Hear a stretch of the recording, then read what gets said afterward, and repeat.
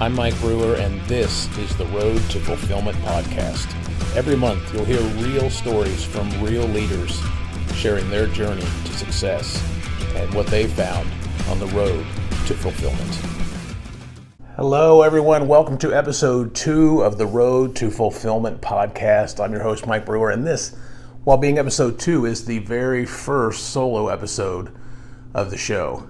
And if you haven't yet, go back, check out episode 1 where I interviewed Spencer Robinette of Harbor House Creative. It is one you don't want to miss. Spencer shared a lot of insight on his small business, on being a pastor, on being a husband, and what it was like being a student for him and the challenges that this life has brought him.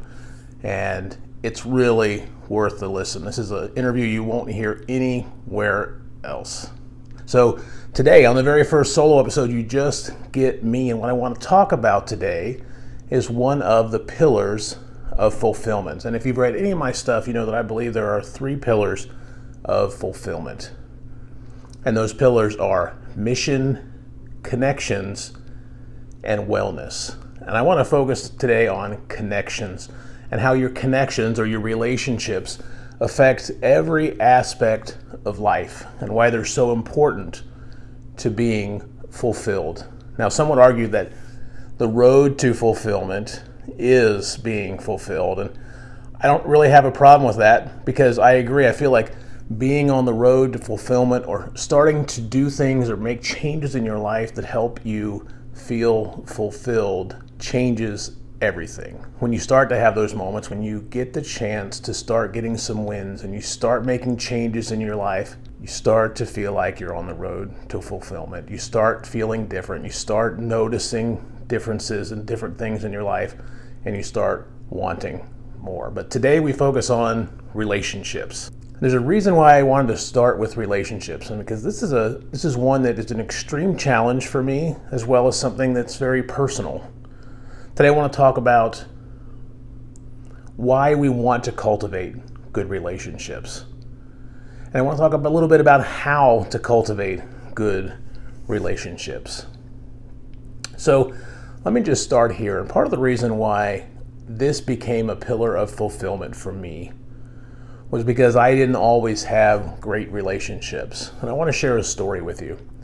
And just so you know, as we start, spoiler, this is not a tragic story. In fact, the ending to this story is great. My wife and I have a great marriage now. And I would say that when it comes to marriage, my relationship with my wife, I am fulfilled. But there was a time it wasn't always so. I would say about 15 years ago or so, there was a morning I remember specifically. And I had woken up, was getting out of bed. Of course, it was just me getting out of the bed. And I sat there and I thought, I think I've become my dad. It was a long period of time where I thought my dad was going to die alone. And I was in this house alone. My wife and I were still in a phase where we probably both thought the marriage was over and there was no changing it. And in that moment, I never felt more alone. I never felt more depressed. And I never felt more hopeless than I did in that moment. Over time, my wife and I went to counseling, we went to marriage mentoring, and we learned how to communicate with each other, we learned how to work through our issues, and things are very good now. But I want to share with you today some things I learned on that road, the road from coming back from that moment where I thought there was no hope, where I thought my marriage was over. So let's start with why we want healthy relationships, why it's important that we seek out to develop these relationships and we seek out to strengthen these relationships. Because while it's great to have friends, while it's great to have a good time, and it's great to have people we can laugh and hang out with, that's just not enough. It's deeper than that. I've even heard people say before that love isn't enough. And that's very true. There's a lot of work that goes into developing relationships. So let's just talk about a few things that are byproducts of having strong relationships.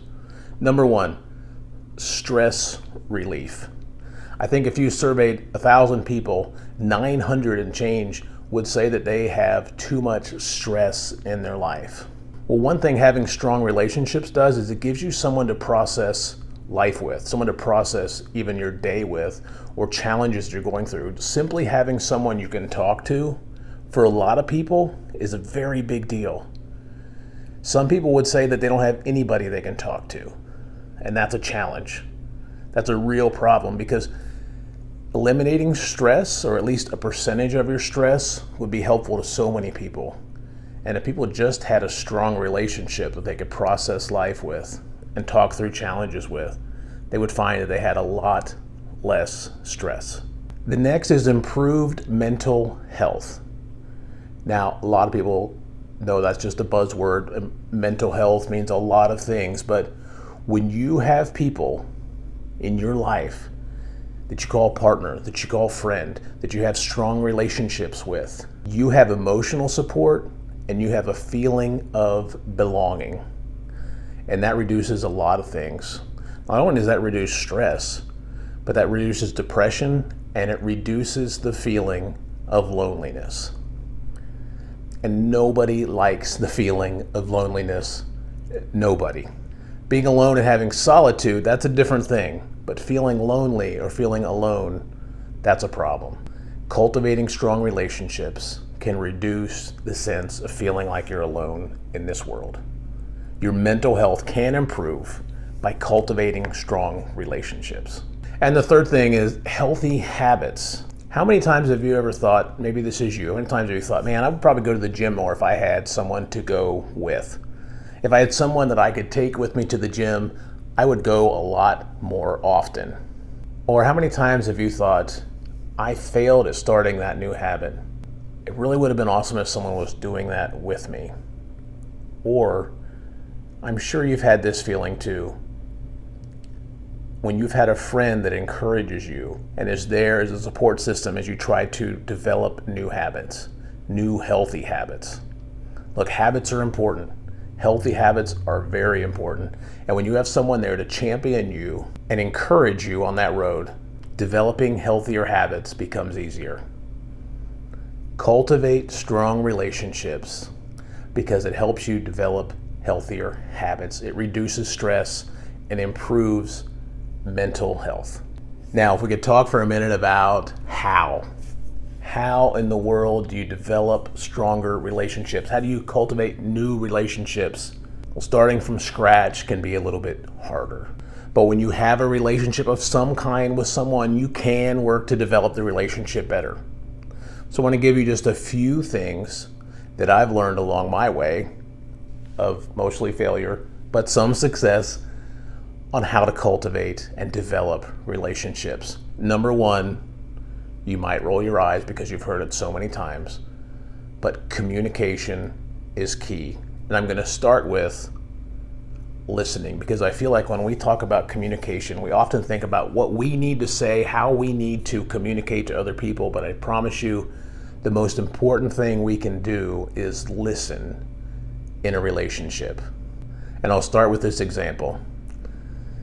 My guess is, if you're in a relationship of any kind, you have had a moment where you've said something stupid that hurt someone's feelings, and that person lashed out at you, and you probably didn't even realize you hurt the person's feelings. And what happens is, when someone gets hurt, that hurt manifests itself in anger, and that's what gets directed back at the person who hurt you.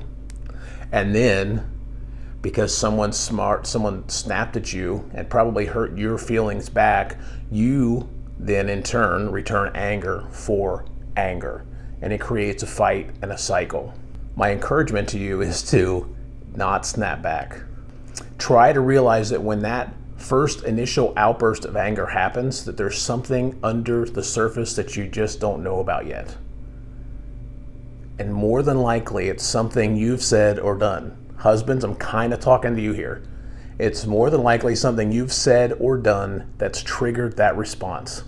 Learn to ask questions before you snap back. Because 9 times out of 10, that initial response of anger is coming from pain. Communication is listening and asking questions in a relationship, because what that person is feeling is far more important than you telling them something you think they need to hear. And it's far more important, definitely far more important, than you snapping back in anger when they've been hurt. Communication, listening, and asking questions because you care about that person. Now, next is a little bit lighter. The second item I want to talk about is check-ins. If you care about someone, if you love someone, check in on them. It could be your spouse. It could be a phone call in the middle of the day. It says, hey, how's your day going? What are you up to? Is there anything I can do for you today? A friend that you haven't talked to in a while, shoot a text message. Say, hey man, thinking about you. How are you doing? Sometimes the check-in is exactly what's needed. Quick story, I was at a funeral recently, and there was a lot of guys there that I went to high school with. And some of them I hadn't seen in a long time. Now, when I say a long time, I mean 30 years. And my first instinct was wanting to jump right back into where we were 30 years ago, the last time I saw them, hung out with them. But I realized I hadn't checked in with these guys in a long time. I really had no right to be able to jump back in exactly where we were 30 years ago. We had a good time, even though it was a funeral. We got to catch up, we got to hang out just a little bit, see how each other were doing. But there's something missing when you don't check in with the people you care about. Send the message, make the phone call, check in. It will help develop that relationship. It will bring you a better sense of fulfillment. And the third thing, and this is the last one I will give you, it is time. If you care about someone, give them your time. There's an old quote, and I'm going to butcher it, and I'm not even sure who said it originally, but it goes something like this. You know how much someone cares about something by what they're willing to do about it. The same thing applies for time in a relationship. You can tell how much a person cares about a relationship by how much time they're willing to devote to it. Spend time with your spouse. Spend time with your partner. It's important. You don't get to know each other. You can't develop a relationship if you're always apart and you don't spend enough time together. Friends who you haven't seen in a long time, those friends that you're checking in on, spend some time with them. Your first priority is obviously your family. But if you want to cultivate those friendships, if you want to cultivate that support system, spend time with those people. You care about those people. Spend time with them. Time spent with people matters. Relationships are a pillar of fulfillment. If you want to strengthen your relationships, if you want to cultivate new relationships, listen, ask questions, check in with people, spend time with them.